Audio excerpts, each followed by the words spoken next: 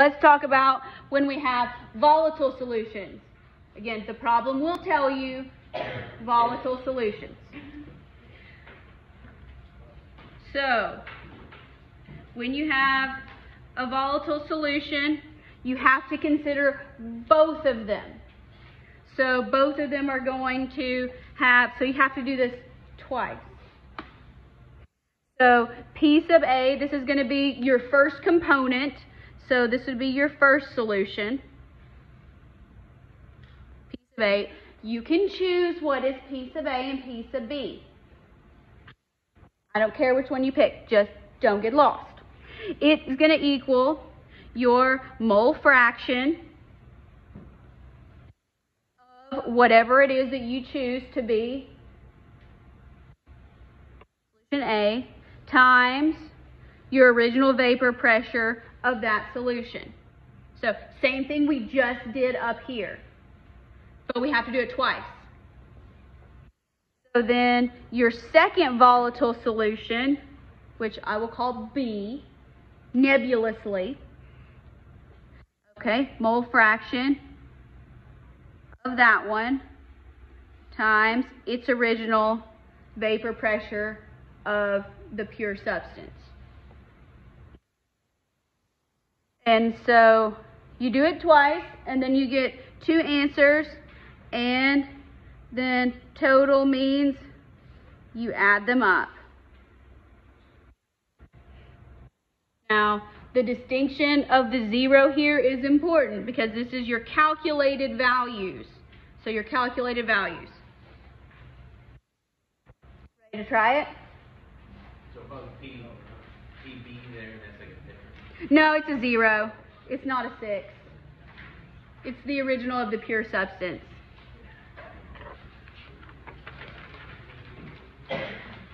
Okay. Now,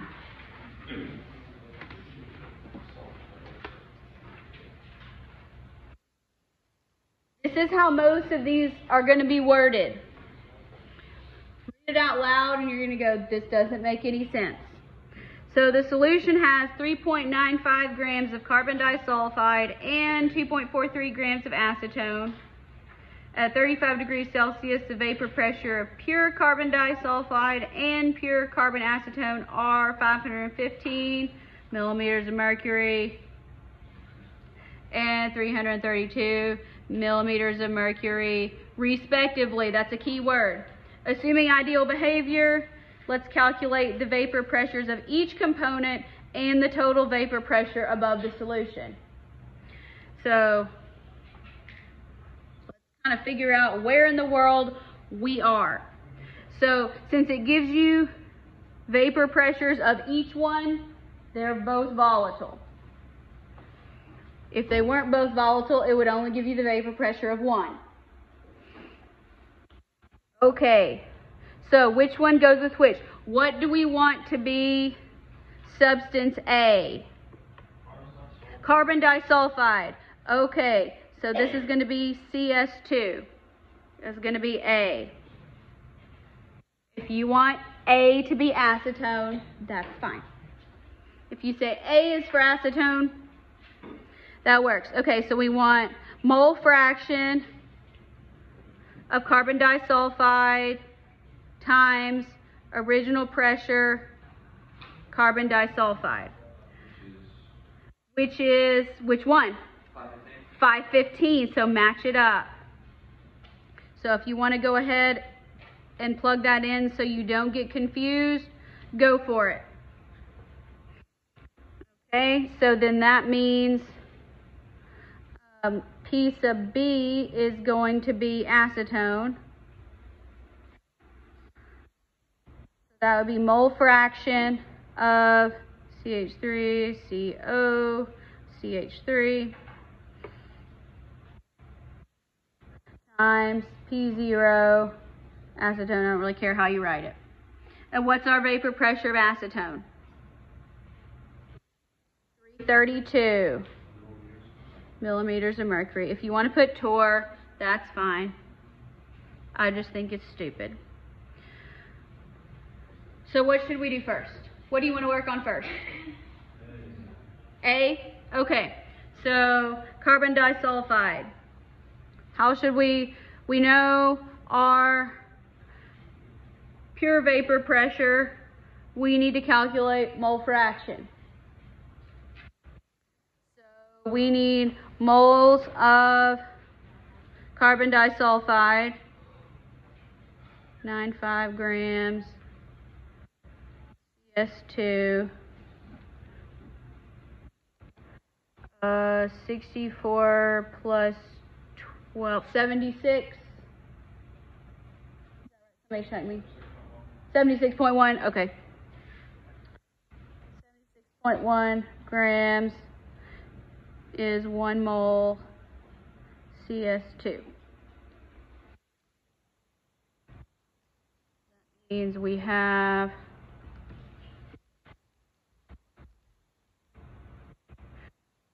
0.519. 0.0519. 0.0519 moles CS2. What else do we need? Yeah, so we need total moles in solution. What's our other component of the solution? It's the acetone, yes, because both of these are volatile. Both of them are liquid. Okay, so now we have 2.43 grams CH3, COCH3. All right.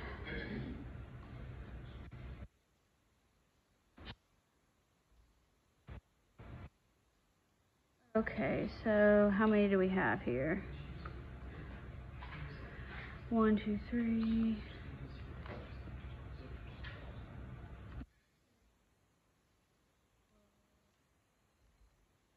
Somewhere around 58?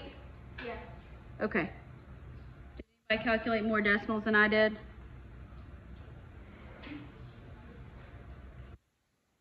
We'll go with 58. It'll work out about the same anyway. 58.12.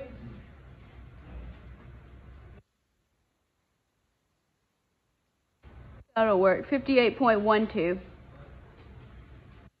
Not going to make that much difference in the grand scheme of things. I can follow your math. 0.0418 moles of acetone.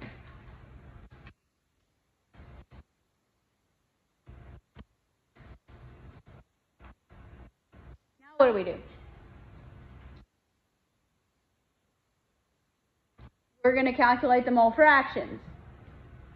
Okay, so let's do since we're starting with CS2, let's do that one first, because that's where Trey wanted to start.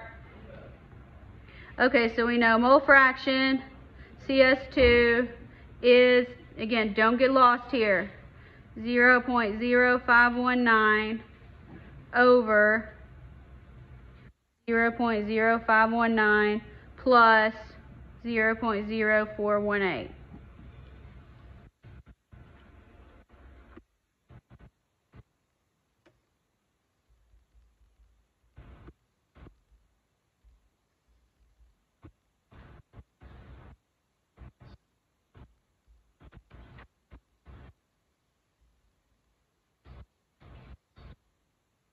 0.554.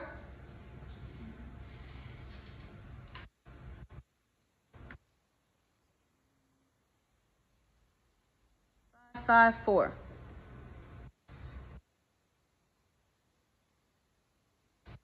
All right, so are we ready to calculate partial pressure, vapor pressure of CS2? Yes, we are. So pressure of CS2 equals our mole fraction, 0.554, times its pressure of pure CS2, which is 515.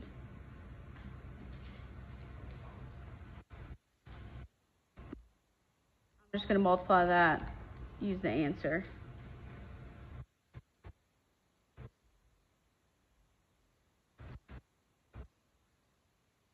285.3 ish. And how you calculate it is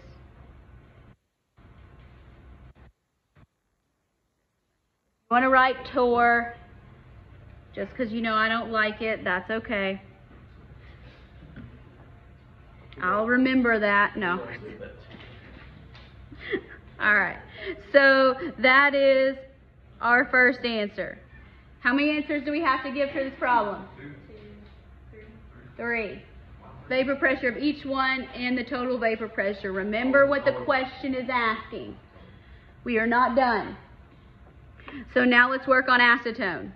This one will go faster. Do we know the mole fraction of acetone? Not yet. All right. We know the structure. Yes, we can calculate it according to the structure. So mole fraction of acetone is going to equal 0.0418 over 0.0418 plus 0.0519.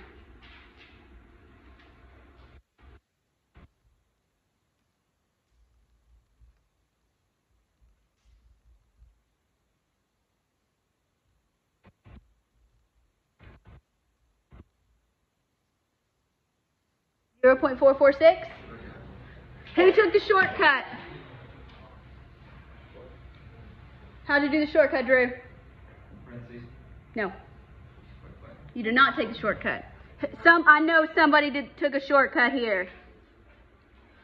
Who subtracted from 1? Thank you. Yes. Yes, when you have the mole fraction of 1, it's total moles of solution. So to get the other one, look. 0.554 plus 0.446 equals 1. I don't care how you get there. But if you want to double check yourself, there it is. So, anyway.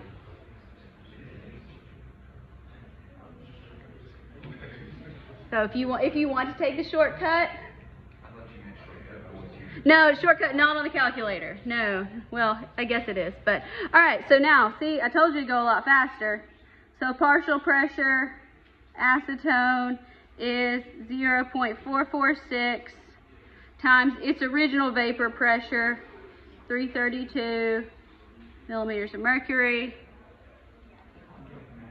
0.446 times 332. So 148.1 maybe, around there.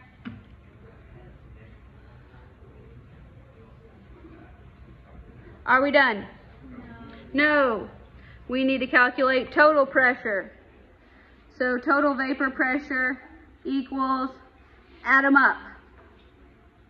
So here, P CS2 plus P acetone. No, these are the calculated values, not the original values. So 285.3 millimeters of mercury plus 148.1 millimeters of mercury.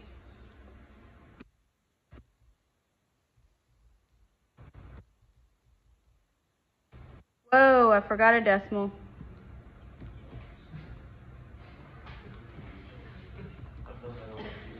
Whew. All right. So it's always good to do a reality check. So 433.4 millimeters of mercury is the total pressure. All right. That took a long time, yes? It'll go faster next time.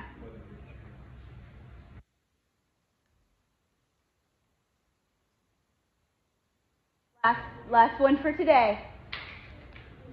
I know.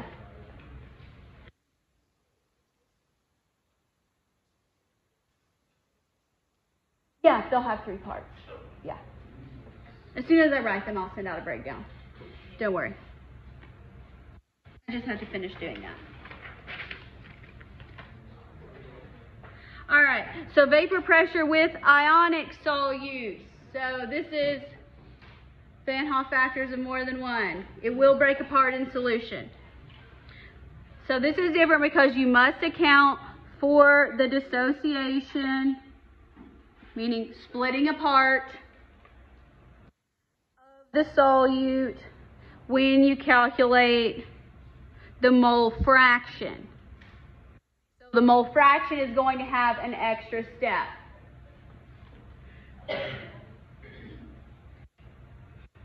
So let's see what this is going to look like. It's not that hard, I promise. It's just different. So the solution contains, look, we're already in moles of calcium nitrate, and we're putting it in water. Calculate the vapor pressure of solution. Vapor pressure of pure water is 118.1 millimeters of mercury. And here we're going to assume the solute completely dissociates, which is what we'll be assuming. So we're not dealing with 2.87 whatever. We're using whole numbers of our, so this you are going to be using your Van Hoff factor whether you call it that or not. Alright, so now we need to find our mole fractions, right? Alright, so our pressure of water equals, what's our equation? Still the same. Mole fraction of water of the solvent. What is becoming the gas? In our other calculations, we're going to be doing mole fractions of solute potentially, or we're going to be talking about molalities of solute. So don't get lost. Make that distinction in your brain now. Times original pressure of water at that temperature. So we need to calculate the mole fraction of water. Fortunately, we're already in moles, so we don't have to go from grams to moles. However, we do have to account for this because this is ionic.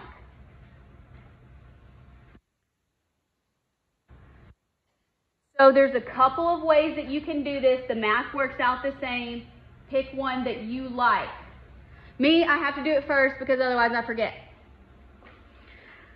So I'm going to say this is in Ionic Solute. So I am going to say, so I'm going to take this, again, you can do this in a different way and I'll write it out that way. So I'm going to say we have 0.102 moles calcium nitrate. Now again, I'm doing this first. You can do it. And we know that for every 1 mole of calcium nitrate, how many moles of particles do you get? 3. Yes. So I have to do that first.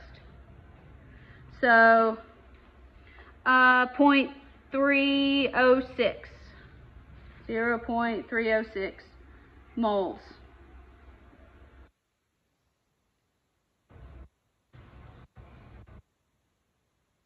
All right, so I did that first. Your mole fraction calculation can look different depending on if you do it the way I do it or if you do it kind of all in one step, which is probably what most of you will do.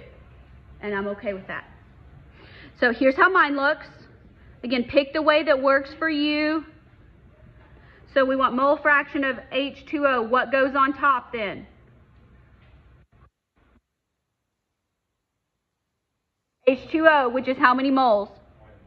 0.927 moles of water. And now total moles in solution, I did that already, so we're going to have 0.927 because that's water, plus our, 0.306 moles. Now you're going to get the same answer. If you don't want to do it in 2 steps, if you want to do it all at the same time, totally okay. Your mole fraction calculation is going to look like this. 0.927 moles, that's the same because that's just water. Yours will look like 0.927. Again, order doesn't matter here because we're adding. Plus 3 times 0.102. Either way is fine. If you want to do it in one step, you're gonna get the same answer. But I forget the 3, or I forget parentheses, or I've made too many errors doing it that way. I know myself. So let's do this here.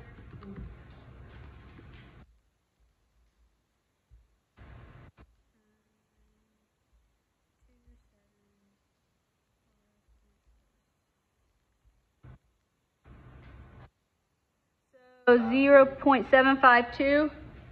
Again, you're going to get the same answer either way.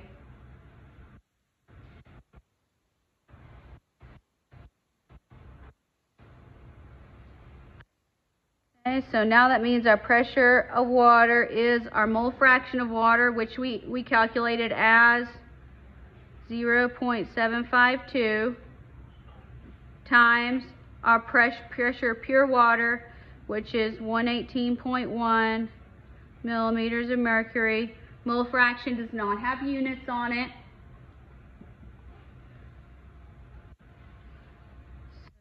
So we have, I'm just going to multiply that because I don't want to type it in again. I'm lazy.